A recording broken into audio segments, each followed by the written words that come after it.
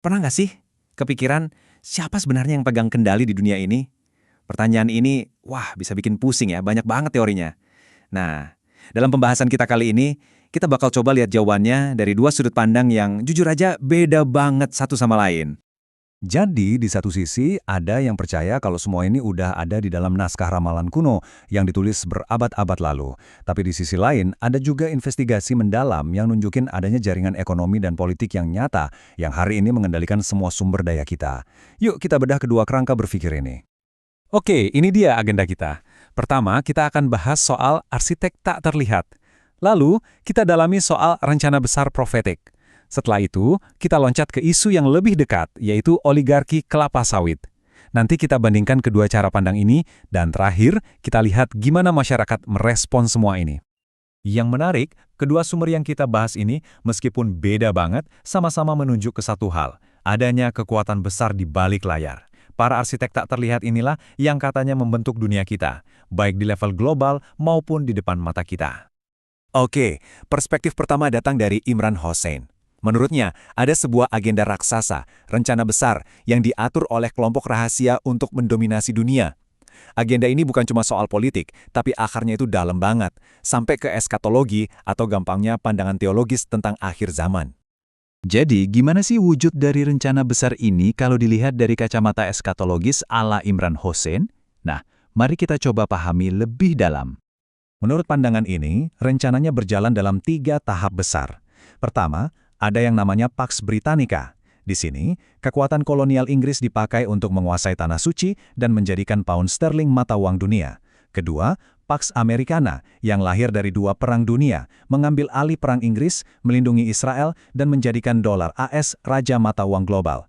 Dan yang terakhir, yang diprediksi akan terjadi, adalah Pax Judaica, di mana Israel bakal menggantikan Amerika sebagai penguasa dunia.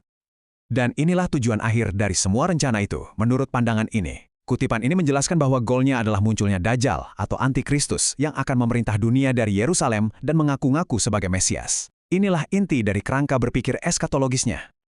Oke, sebentar, mari kita tarik napas dulu. Gimana kalau teori-teori besar, teori konspirasi global ini kita bandingkan dengan apa yang dialami orang-orang biasa di lapangan? Kekuatan yang mereka lawan sehari-hari itu bentuknya apa? Apakah ramalan kuno atau sesuatu yang jauh lebih nyata dan dekat dengan kita? Nah, disinilah kita beralih ke lensa kedua. Kita tinggalkan sejenak pandangan profetik tadi, dan kita masuk ke investigasi nyata tentang kekuasaan korporasi dan politik di Indonesia, tepatnya di industri kelapa sawit. Cerita ini kita mulai dari dapurnya Ibu Rianawati. Ironis banget kan? Beliau tinggal di tengah lautan kebun kelapa sawit, bahan baku utama minyak goreng. Tapi justru beliau yang susah beli minyak goreng. Kesaksiannya ini langsung membawa kita ke realita penindasan yang bisa kita rasakan dan ukur. Dan biar kebayang seberapa besar masalahnya, coba lihat angka ini, 3,12 juta hektar. Itu luas banget. Seluas itulah perkebunan kelapa sawit yang katanya dibangun secara ilegal di dalam kawasan hutan kita. Ini gambaran penguasaan lahan yang skalanya masif. Kata kunci untuk memahami siapa kekuatan di baliknya adalah oligarki.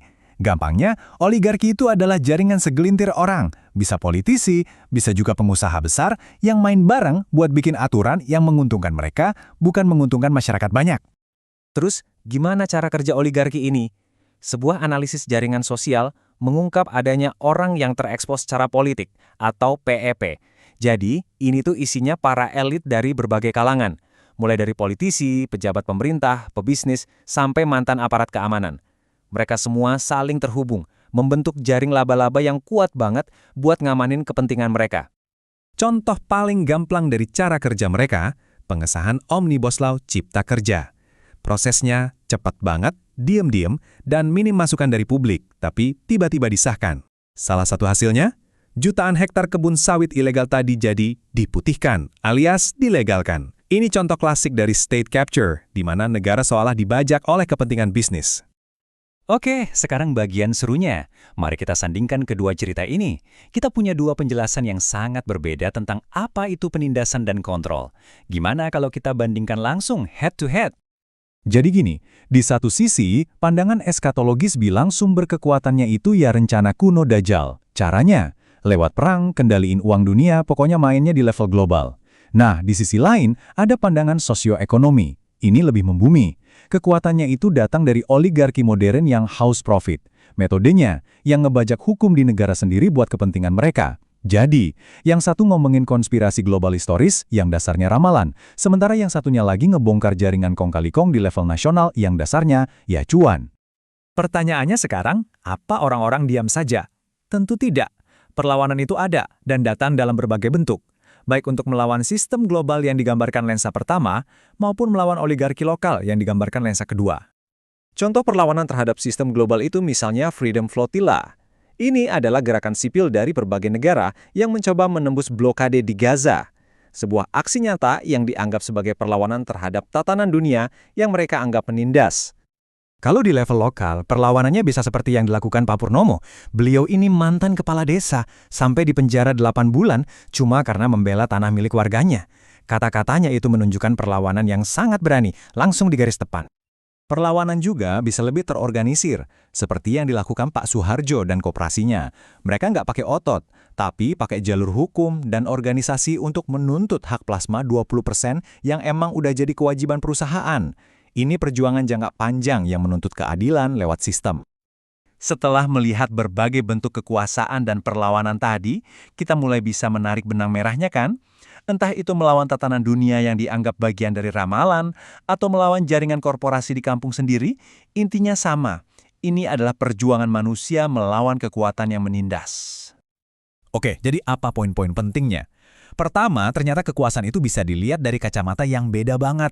Bisa profetik, bisa juga ekonomi. Kedua, keduanya sama-sama menyoroti adanya kekuatan tersembunyi yang bikin susah orang biasa. Ketiga, inti dari kekuasaan itu ya soal kontrol atas tanah, uang, dan hukum. Dan yang terakhir dan paling penting, perlawanan rakyat itu selalu ada, dalam bentuk apapun. Nah, pertanyaan terakhir ini saya lempar ke Anda. Setelah melihat dua lensa ini, satu melihat skenario raksasa yang historis, satunya lagi melihat jaringan nyata di sekitar kita. Gimana Anda sekarang memandang struktur kekuasaan yang membentuk hidup Anda? Mana yang lebih Anda lihat jejaknya? Jejak ramalan atau jejak keuntungan?